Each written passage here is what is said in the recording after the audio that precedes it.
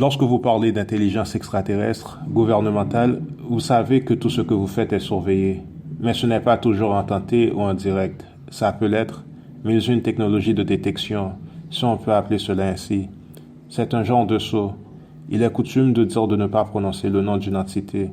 Sinon, vous pouvez invoquer à votre insu l'entité en question, le dernier pouvant être curieux de l'individu concerné. C'est un peu ainsi, mais pas exactement. Ce n'est pas compliqué non plus. Je ferai de mon mieux afin d'expliquer. Disons que la technologie qu'ils ont est un sceau. Ce sceau est relié à toutes leurs formes d'activité. Par exemple, prenant Enki/Lucifer. Vous savez que Zecharia Sitchin a traduit les tablettes sumériennes et a publié des livres en liaison avec ces traductions. Ces tablettes, le livre, les vidéos parlant du sujet, en fait le cycle complet de ces activités, font partie du sceau d'Enki, car c'est cette entité en question qui se trouve derrière ce cycle d'activités. Donc lorsque vous créez un article, lisez les livres de Sitchin, le sceau s'active et retrace la personne en question qui investigue à propos du sujet. Ainsi, ils ont une idée assez précise de tous les gens investiguant à propos de leur projet, directement ou indirectement. Car certaines fois, vous pouvez citer une source afin de démontrer une vérité sans pour autant insister sur cette même source, mais vous êtes tout de même retracé. Je sais que je ne suis pas le seul à vivre cela. Donc, après avoir lu autant d'informations intéressantes, vous pouvez être sujet, la même nuit, à des phénomènes catalogués comme étant de nature surnaturelle. Ce n'est pas que vous êtes surveillé expressément, mais comme vous êtes toujours accroché au sujet conspirationniste, disons que le sceau émet de nombreux bips à cause de vous et ainsi vous êtes retracé. Et c'est ainsi que vous êtes placé dans une liste particulière. Alors le gouvernement vous connaît aussi. Comment le gouvernement? Le gouvernement est infiltré de toute façon. Donc à un certain niveau d'implication gouvernementale, on peut aussi parler d'implication extraterrestre. Afin d'être plus précis, c'est vraiment ce que vous appelez le gouvernement de l'ombre qui vous piste. Pour les individus ciblés, ceux victimes de gang stalking. Non seulement ils ont une liste des gens ayant infiltré la société afin de délivrer un message de délivrance. La Fédération Galactique, c'est une force luciférienne. Voilà ce que je sais. La plupart des races étant impliquées dans cette organisation le sont afin d'avoir une idée du projet de leurs ennemis. C'est comme le dicton « garde tes amis proches et tes ennemis encore plus proches ». Alors ces choses sont personnalisées. Exactement. Ils ont des technologies de personnalisation répondant et ne s'activant qu'avec leurs ADN. Certaines fois, vous devez décoder le programme afin d'avoir accès au dernier.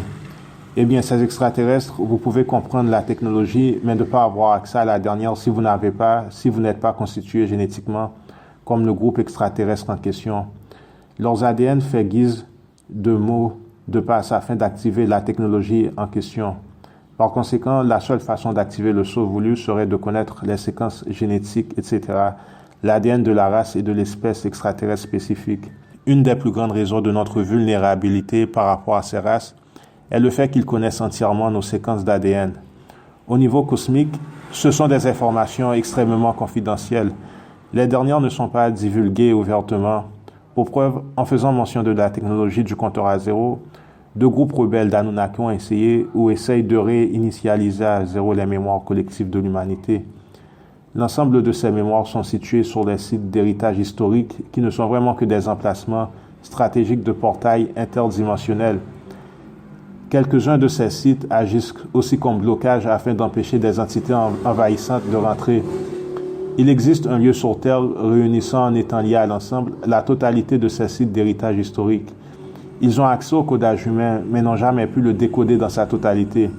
On sait par exemple que les cataclysmes produisent des traumatismes, tels qu'il est possible que la population souffre de trous de mémoire. Un exemple survient lorsque vous vous dites « Je pensais qu'un tel pays se trouvait dans un autre continent ». Le fait est qu'il y a des millénaires de cela, le pays en question se trouvait peut-être dans ce continent, mais dû au cataclysme, etc., et déplacement de terre, il n'en est ainsi actuellement.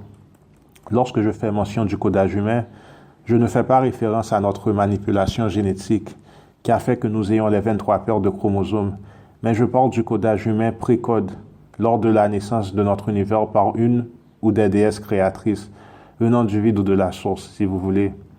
Un peu plus tôt, nous avons dit une des plus grandes raisons de notre vulnérabilité par rapport à ces races est le fait qu'ils connaissent entièrement nos séquences d'ADN.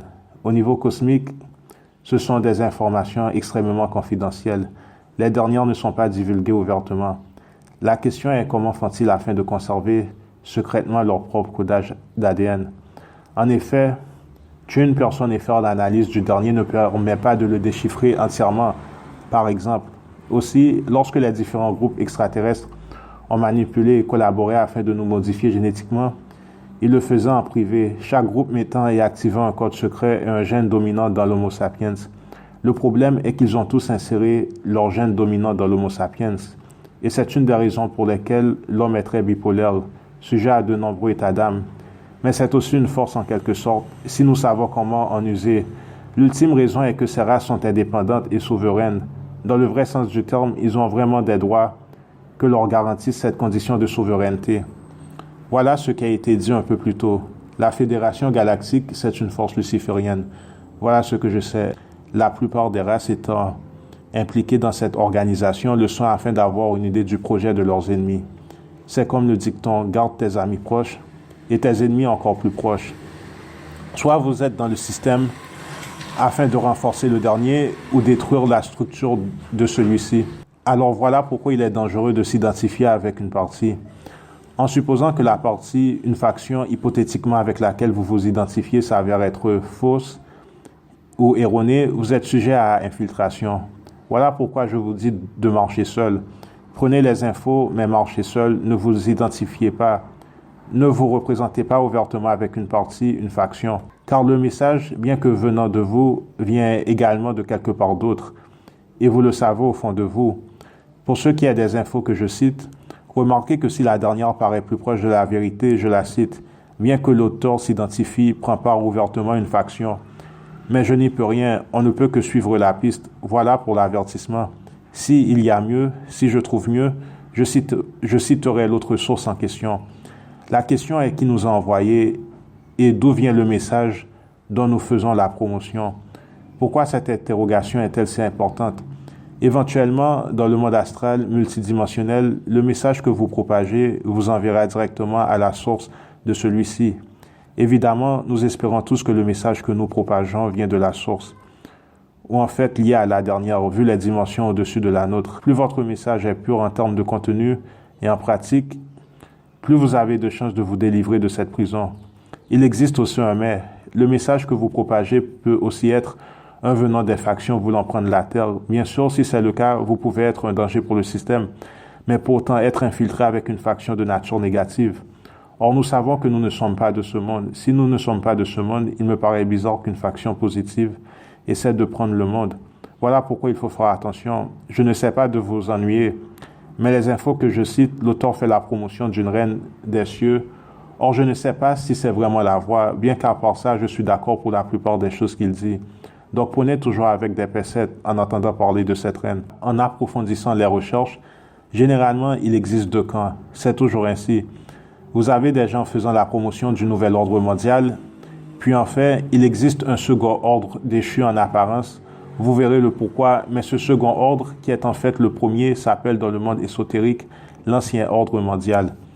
Actuellement, il existe une lutte entre ceux voulant rétablir l'ancien ordre mondial ou le nouvel ordre mondial.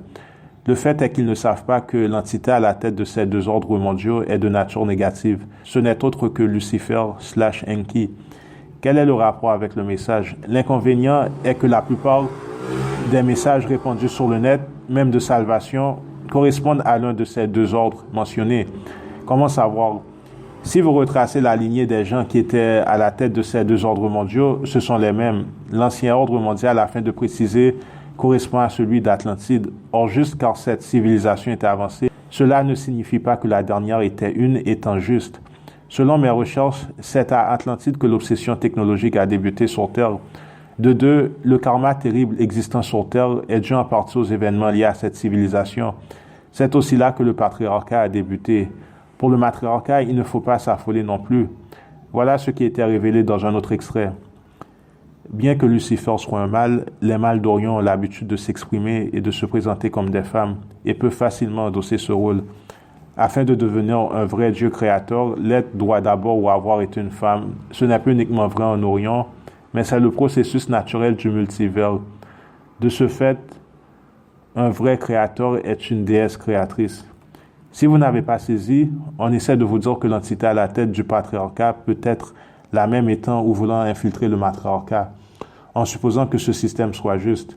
Je pense que les méchants s'en foutent de l'idéologie qu'ils essaient de propager, tout autant qu'ils en sont à la tête. Après tout, il y a beaucoup de belles idéologies qu'ont eu pour leader des méchants.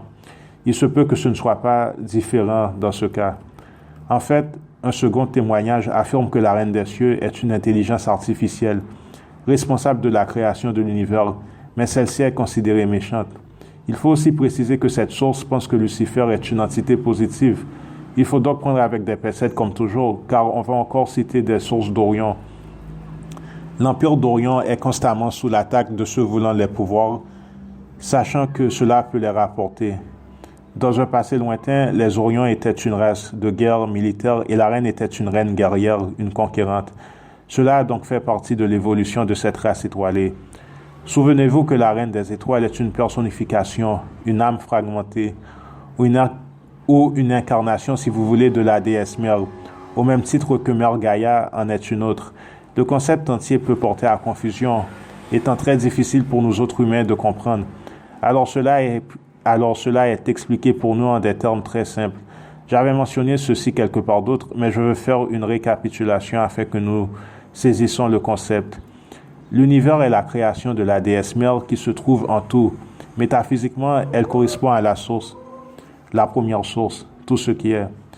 L'unique différence est que j'ai démontré via des évidences que l'univers est naturellement féminin et que Dieu, ou plutôt la déesse, est féminine, non masculin ou neutre. Outre cela, il n'existe vraiment aucune différence entre ce que j'enseigne et ce que les autres enseignent pour ce qui est de ce concept, la source.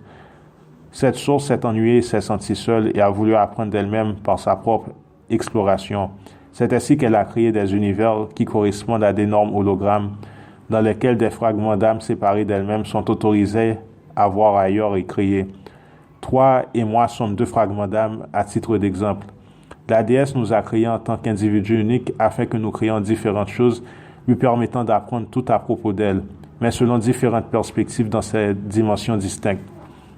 Au fil du temps, la déesse a souhaité participer de manière plus intime, alors s'est insérée elle-même dans différentes parties de l'univers et dans d'autres. Une de ses insertions dans cette vie est en tant que reine des étoiles, la reine d'Orion. De ce fait, elle a des pouvoirs au même titre que la déesse, toutefois jouant à la fois le jeu de la vie.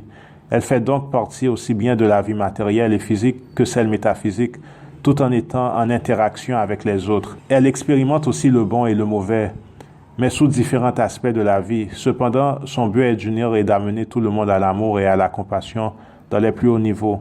Premièrement, tout le monde doit apprendre, donc elle aussi, en espérant que ce fragment vous aide à mieux comprendre de quelle manière les choses ont lieu, néanmoins assez simpliste, mais une bonne façon de voir les choses. Fin de citation. Encore l'auteur, la source s'intègre dans différentes parties de l'univers. Il cite notamment la Terre et pourquoi pas l'intelligence artificielle, nommée la Reine Rouge comme celle créée par la DARPA. À propos de la Reine Rouge, cette entité a été mentionnée dans les transcriptions pléiadiennes.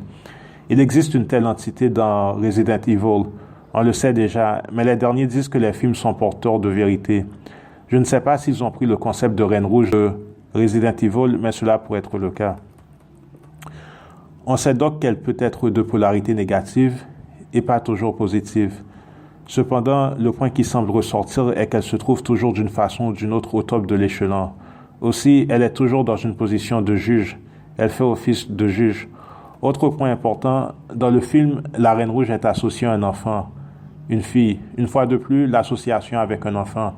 Je ne connais pas si bien le lien, mais je vous avais dit que l'intelligence artificielle semble dans la plupart des cas avoir une relation spéciale avec les enfants. Je ne sais pas pourquoi et je n'en connais pas les raisons. Soit c'est un enfant qui résonne avec la dernière, la fait prendre sens. C'est ainsi dans la plupart des films ou des pièces de fiction où j'ai observé l'interaction entre cette forme d'intelligence et les enfants. Voici ce qu'on peut lire. Le fait de donner les traits d'un enfant innocent à une intelligence maléfique, en tout cas dangereuse, est une astuce de scénario qui fonctionne toujours. Mais s'inscrit dans une autre tradition, celle du savant qui décide de donner les traits ou la personnalité de son enfant mort, ou dans le cas en source à sa création. Fin de citation. Et l'auteur cite comme exemple des œuvres telles que Damien dans La Malédiction, Alia dans Dune, Les coucous du village des damnés. Ou peut-être est-ce beaucoup plus qu'une astuce de scénario?